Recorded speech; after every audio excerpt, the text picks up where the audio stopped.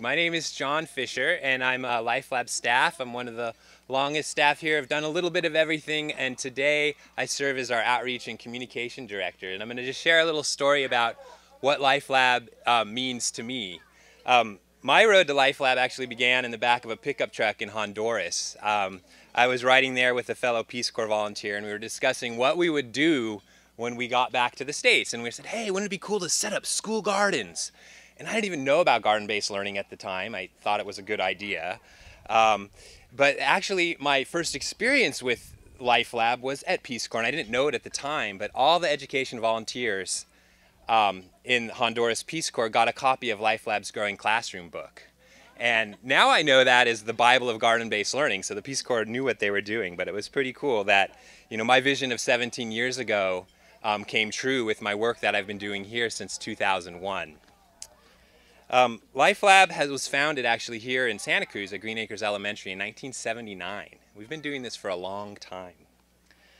There was passionate people just like our staff today that saw that the garden is an incredible place for learning. In 1982 we created that book, The Growing Classroom, and since then we've published over a dozen other curricula for garden-based learning. We've also trained tens of thousands of educators in our time across the nation and across the world. I came to Life Lab actually to start this garden. This is the garden classroom that you're sitting in, and this is the place where we bring learning to life through our programs. A few years ago we changed our name from Life Lab Science Program. Those of you that know about Life Lab, you've heard of us as Life Lab Science Program.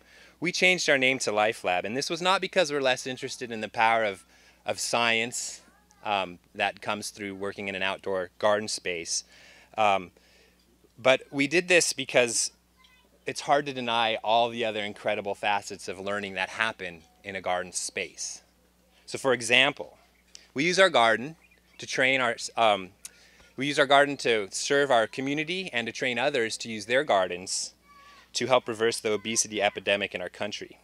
And research shows that garden-enhanced nutrition education is more effective than nutrition education that doesn't involve a garden.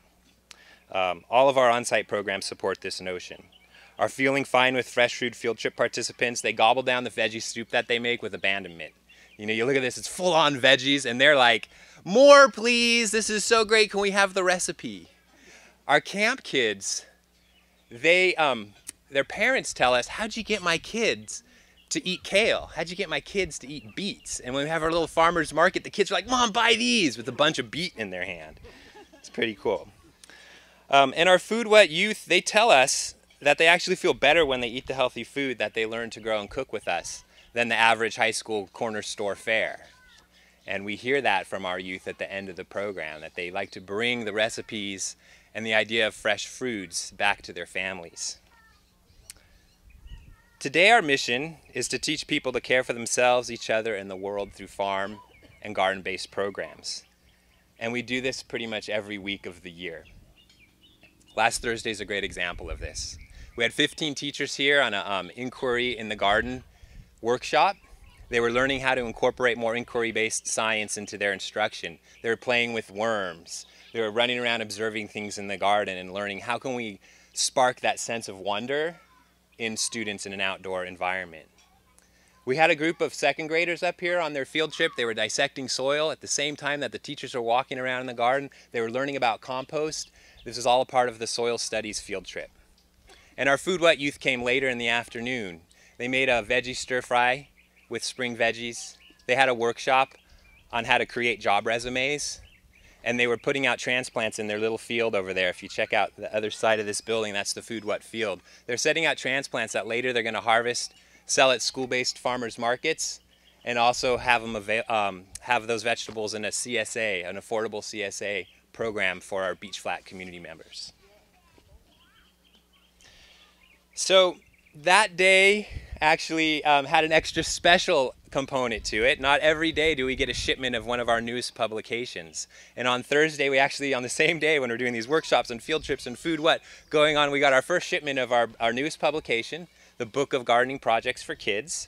And it's actually a nice transition for Life Lab. This is not a publication that's geared to teachers, it's more geared towards families. So we're bringing this learning to life in hopefully in people's homes through this publication. And I'm the outreach director, and I want to tell you the book is available for sale, 1995, lifelab.org/store.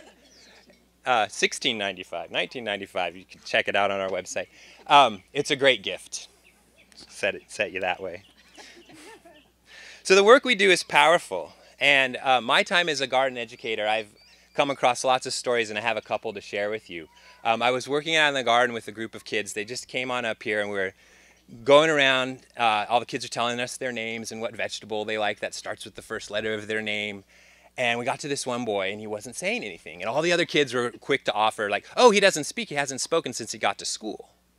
And later I learned that this boy, Marco, had just come from El Salvador. He'd been in the United States for 3 weeks.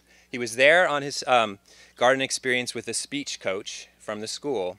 And it was true. Marco spoke fine. He spoke fine Spanish, but he just hadn't spoken in a school setting.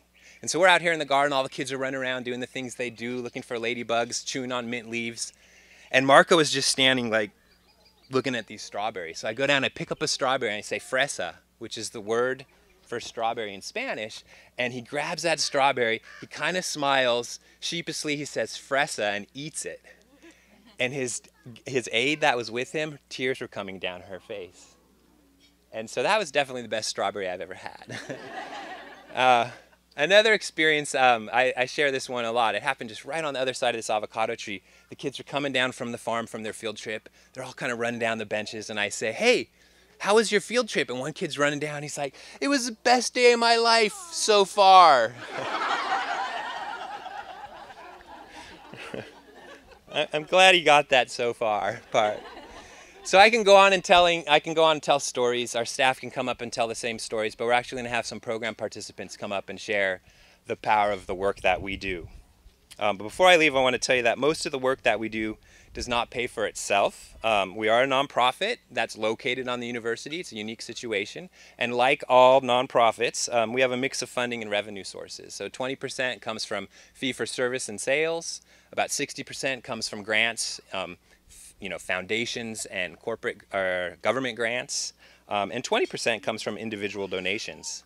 So we definitely rely on the community, folks like yourselves, to help us what we do.